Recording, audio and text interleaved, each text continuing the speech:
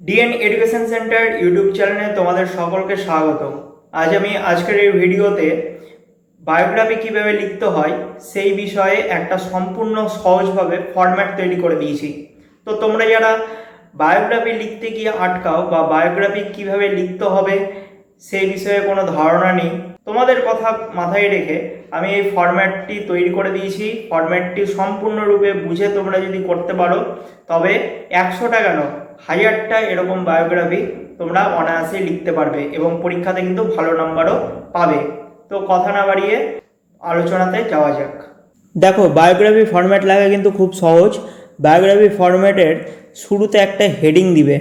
Suppose এখানে যেমন ABC দিয়েছি, তোমরা এখানে যার সম্পর্কে লিখতে বলবে তার নামটা দিবে, নেতাজি সুভাষচন্দ্র বোস, আর.এন. টেগর ইত্যাদি। তো সবগুলোই ক্যাপিটাল লেটারে দিবে। এরপর কি লেখা শুরু করবে, তাই তো?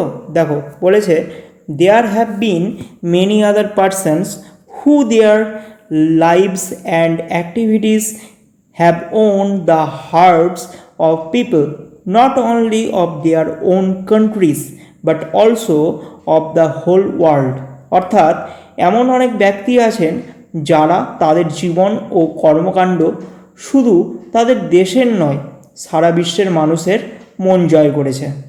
এখানে নাম দিয়েছি, তো যার সম্পর্কে লিখতে বলবে তার নাম দিবে। নামটা দেওয়ার পর তোমরা লিখবে ইজ ওয়ান অফ দেম। তো suppose আর.এন. Tagore is one of them, তো তাদের মধ্যে রবীন্দ্রনাথ টেগর অন্যতম। হি বা সি ইজ এ গ্রেট, তার পেশার নাম, সাপোজ সে যদি আর্টিস্ট হয় আর্টিস্ট, রাইটার হলে রাইটার, ফিল্ম মেকার হলে ফিল্ম মেকার ইত্যাদি। হি বা সি ওয়াজ বর্ন অন, অনের পর তারিখ দিবে, অ্যাট, তারপর দিবে হচ্ছে ছোট জায়গার নাম,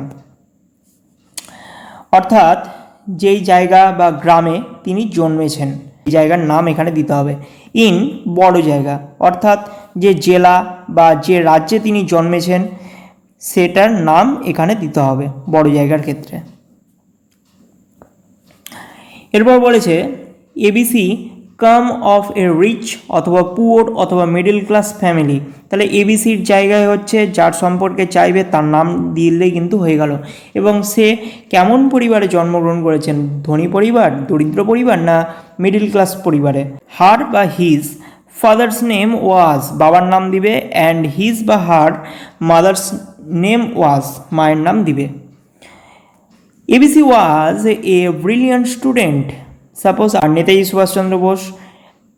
Subhash Chandra Bose was a brilliant student, এরকম দেওয়া যেতেই পারে। তাহলে এবিসির জায়গায় হচ্ছে যে পার্সনের নাম চাইবে তার নাম বসিয়ে দিলে হয়ে গেল। হি বা সি ছেলে বা মেয়ে হিসাবে এখানে চেঞ্জ হবে। হি বা C goat his early education at, primary স্কুলের নাম দিবে, তোমরা হিন্টসেই পেয়ে যাবে। তোমাদের প্রশ্নপত্রে এইগুলো সব দেওয়া থাকে, ঘাবড়ানোর কিচ্ছু নেই। লেটার, পরবর্তীকালে হি বা সি ওয়েন টু, সে কোন স্কুলে গিয়েছিল, না কলেজে গিয়েছিল, না বিশ্ববিদ্যালয়ে গিয়েছিল, সেগুলোর নাম দেখে দেখে লিখে দিলেই হয়ে গেল। এগুলো সব কিন্তু তোমরা হিন্টসে বা পয়েন্টসে পেয়ে যাবে, কোনো চিন্তা নেই। অ্যান্ড কমপ্লিটেড হিজ বা হার ডিগ্রি, তো সেই কলেজ বা বিশ্ববিদ্যালয় থেকে তিনি তার ডিগ্রিটা অর্জন করেছিলেন। এরপর ABC road many poems, stories etcetera ইত্যাদি, লাইক, যেমন সেই স্টোরি বা পোয়েমের নামগুলো কমা কমা দিয়ে লিখলেই কিন্তু ফুল নাম্বার পেয়ে যাবে।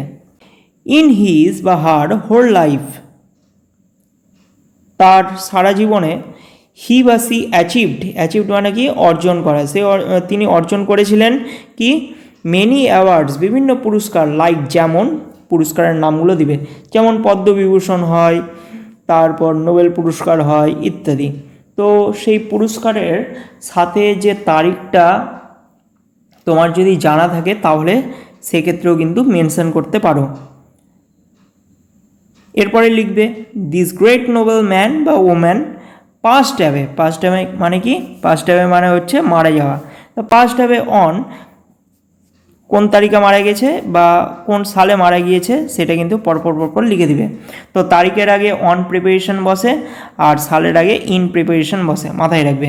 অ্যাট দ্য এইজ অফ বয়সটা দিয়ে দিবে 86, 94, যার যেরকম বয়সে মারা গিয়েছিলো যদি জানা থাকে সেটা কিন্তু তোমরা মেনশন করতে পারো। লাস্টে এইভাবে শেষ করবে, we will always remember for his contribution, অর্থাৎ তার যে অবদান সেই অবদানগুলো আমরা স্মরণে রাখবো। ভিডিওটি কেমন লাগলো অবশ্যই কমেন্ট করে জানাও। চ্যানেলে নতুন হলে চ্যানেলটিকে অবশ্যই সাবস্ক্রাইব করে পাশের বেল আইকনে ক্লিক করো এবং ভিডিওটি ভালো লাগলে অবশ্যই একটা লাইক করো। সঙ্গে থাকো, দেখা হচ্ছে পরের নতুন কোনো একটি ভিডিওতে।